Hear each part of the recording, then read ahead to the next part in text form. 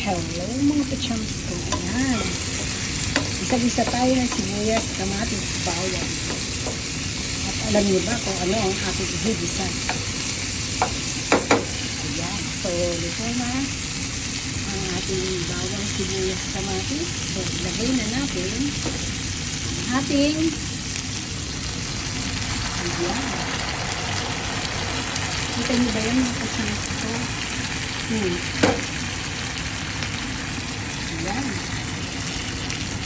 Dalawang latang sardines. O, diba? Anong masasabi niyo sa aking goto? Ayan. Eh, sabi naman ako, gusto daw niya ng sardinas eh. Pero wag ko daw lalagyan ng mga gulay na kahit ano. Igisa ko lang daw sa sibuyas, kamatis, bawang. At lagyan natin ng konting asin.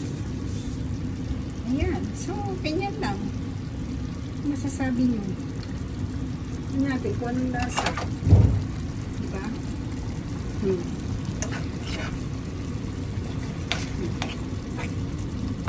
Tingnan natin kung lasa.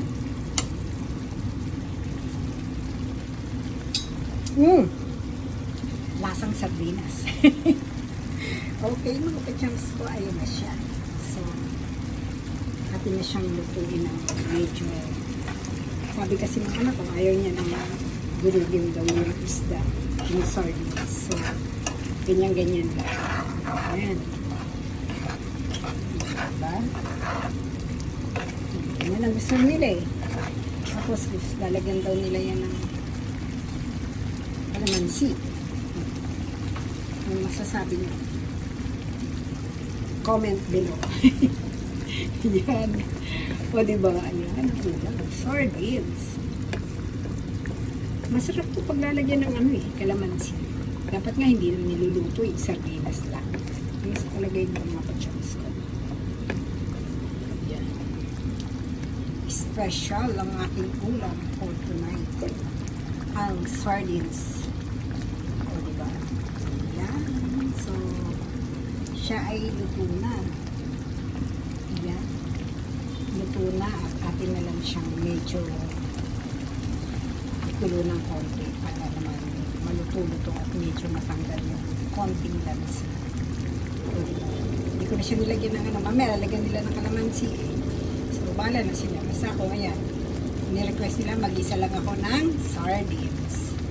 Yan na mga chums ko. So, enjoy na lang nila. Okay? So, paano ba mga pachams?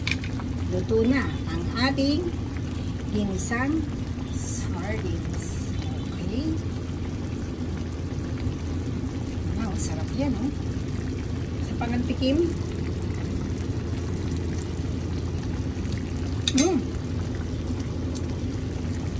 Lasang-lasang sardines. Dapat pala yung maangang ano, para medyo malasa-lasa siya.